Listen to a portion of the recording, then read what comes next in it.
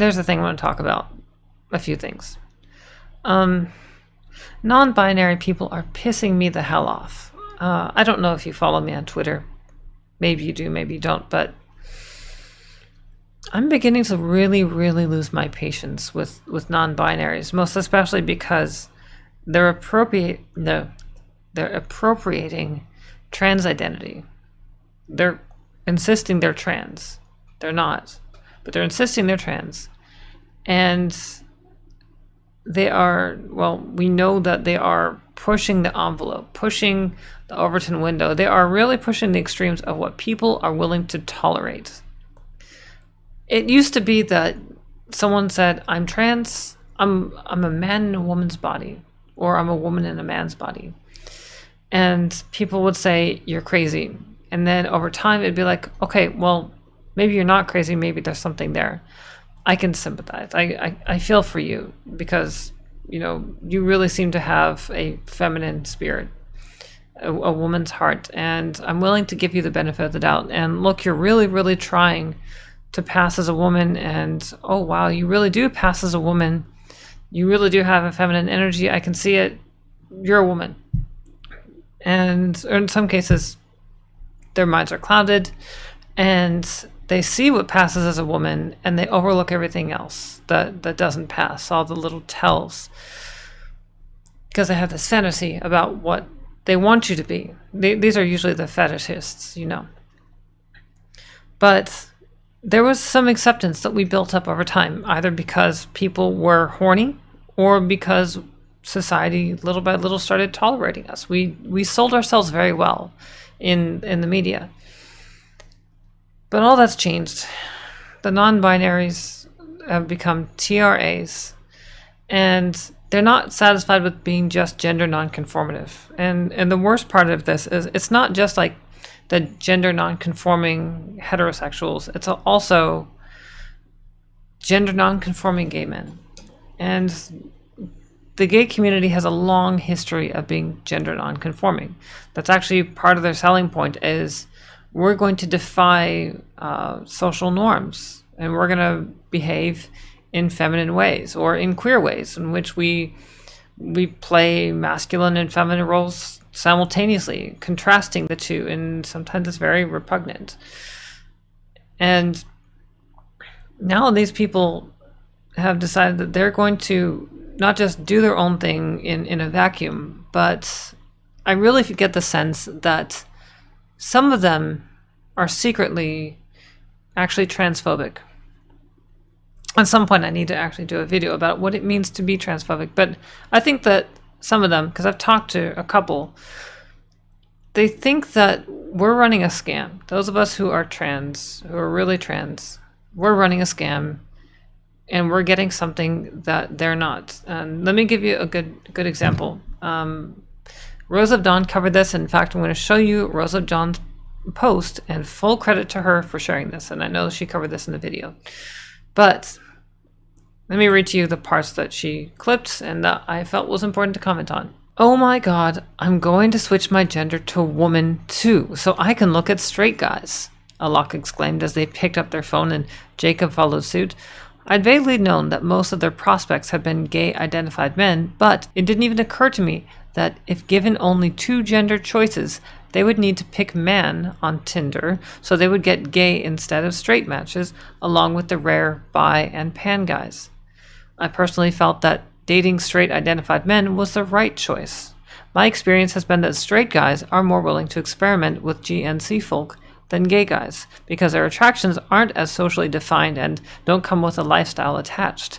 Also, there are a lot more of them. This was my experience anyway. In the meantime, Alok and Jacob complained that they couldn't get matches in the first place, even when they resorted to swiping right on almost everyone. And even with the few matches they did get, guys didn't respond when they messaged. It became apparent that my brand of gender nonconformity was somehow more attractive to men than Alok and Jacob's. As the night wore on, I found myself sincerely befuddled. The look I gave in the pictures were just as funky as theirs, with my partly shaved head and my geometric bodysuit plus oversized platform heels, or a close-up of me sans makeup that showed off my strong brow and flat chin in all their androgynous glory. I wondered aloud why Alok and Jacob weren't getting matches, if there was some algorithmic mystery at play, whether guys were racist against Indians, in Alok's case, or if they found Jacob's bright makeup too intimidating.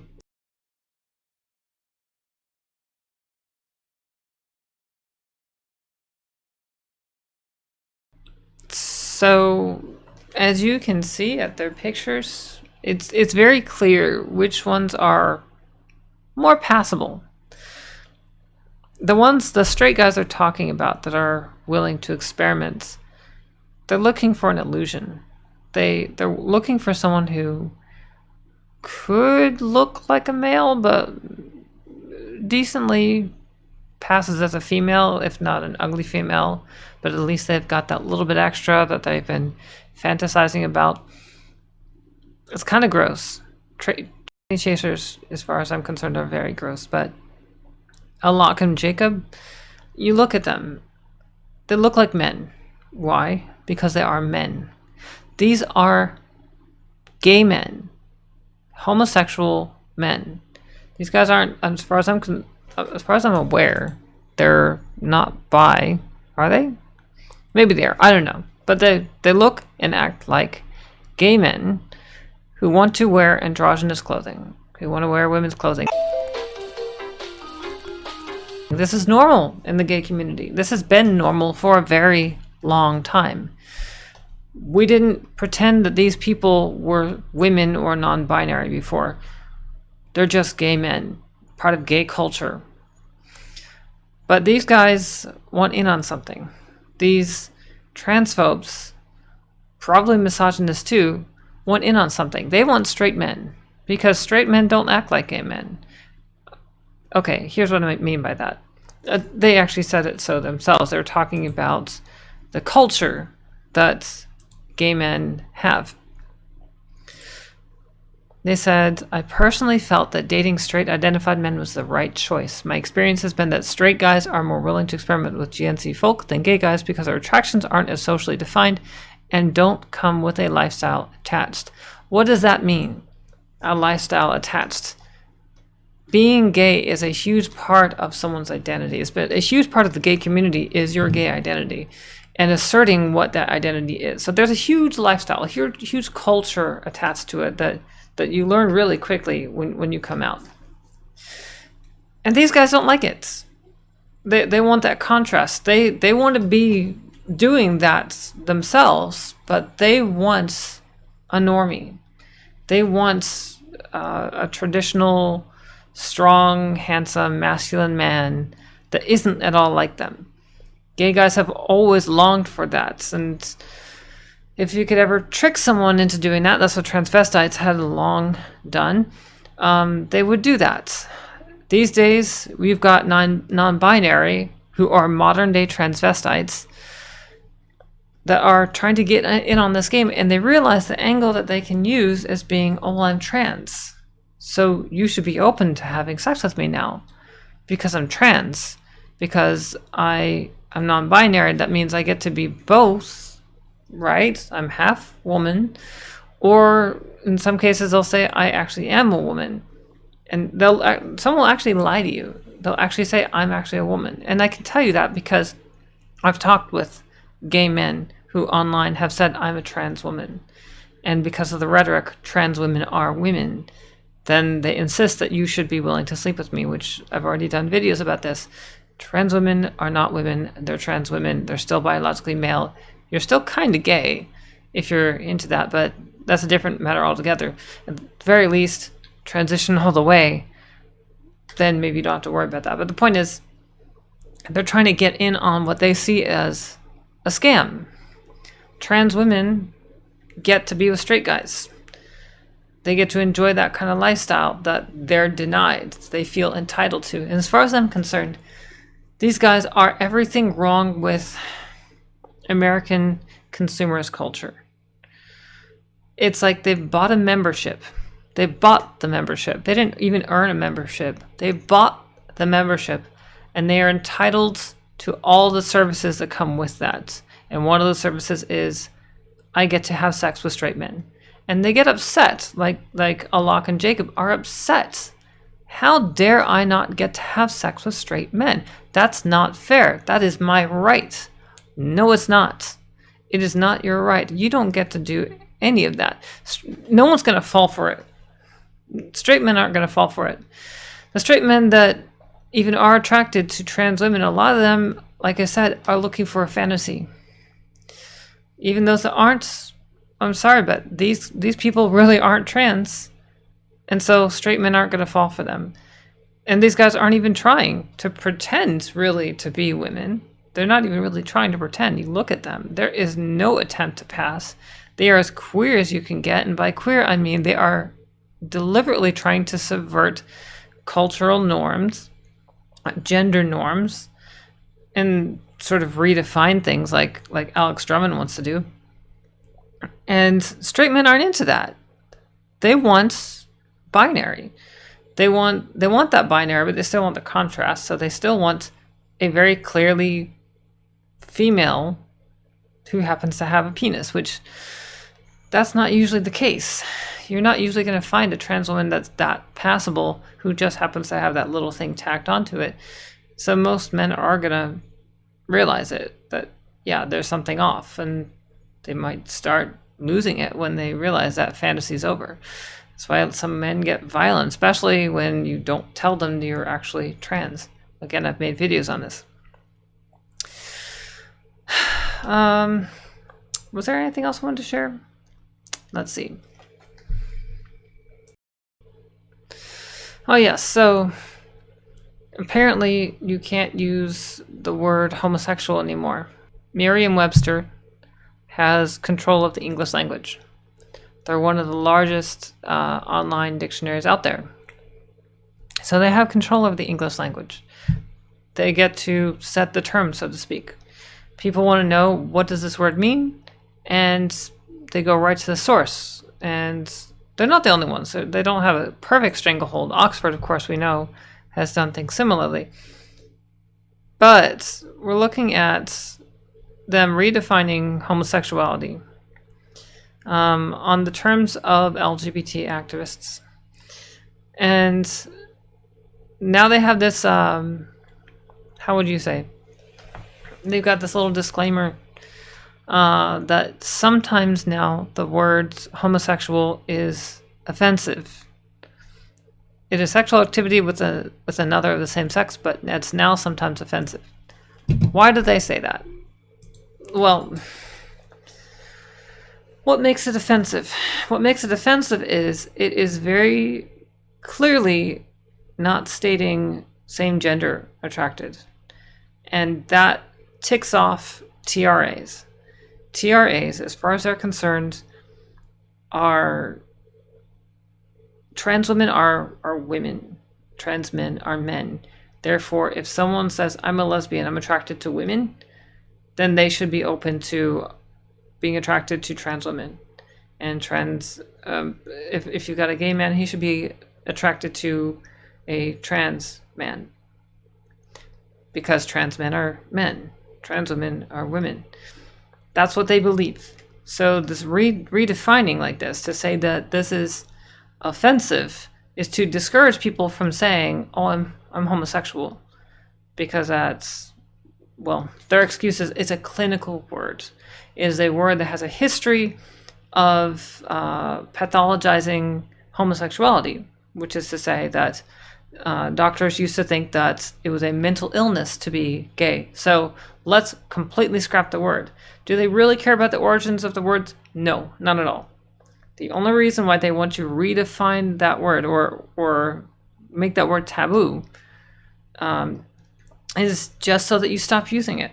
So that you just use the word gay, and then that the word gay gets to be co-opted by trans folk, even non-binary, and they can get away with identifying as something that they're not. That's not right. There was another thing. I'm sure that if you have followed me on Twitter, you saw this. Let me ask you a question. What do you think of this image right here? Or this one?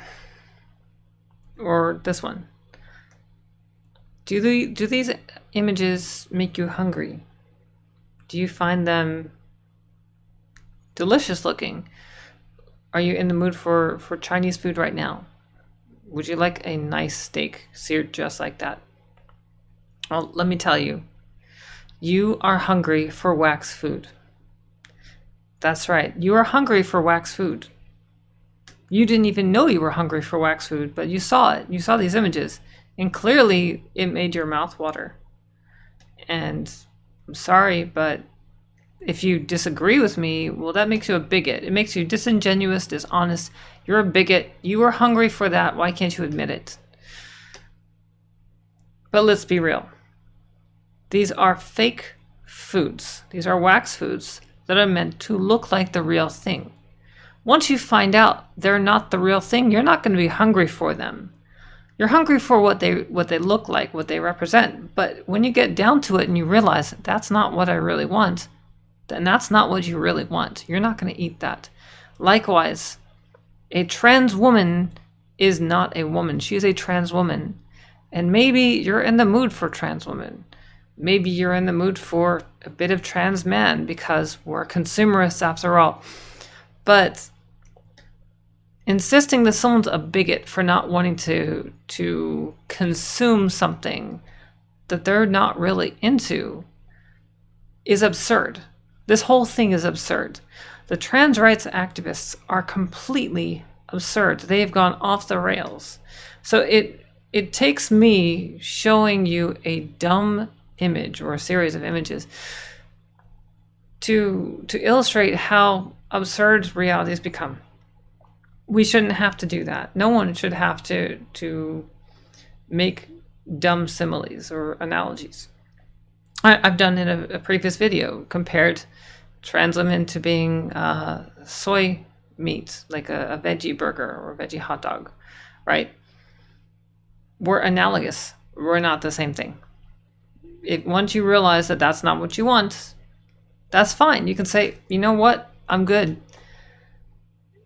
People like Rachel McKinnon, who changed her name.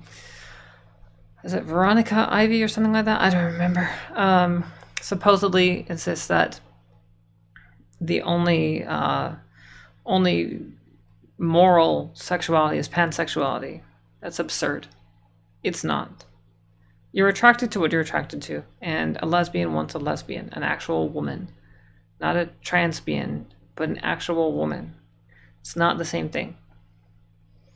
We don't have the same parts. We don't come from the same places. We don't have the same kind of hearts necessarily.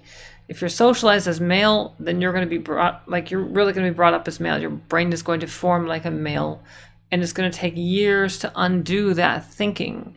You have to relearn, and most of us don't. Most of us don't care to actually make those steps. We just want the superficial. We just want to get as far as passing, and we leave it at that. And in many cases, that makes us no better than the non-binaries that buy that membership into womanhood, insisting that they get to be part of this little club. I digress. I think things are getting really stupid. At any rate, I'm going to be doing a live stream with someone pretty soon. Her name is Evil Incarnate, or R.I.N. Michaelis. I'll be doing a live stream with her on Friday, so that's something to look forward to. But that's all for this video, and I will see you all later. Have a good day. Bye-bye.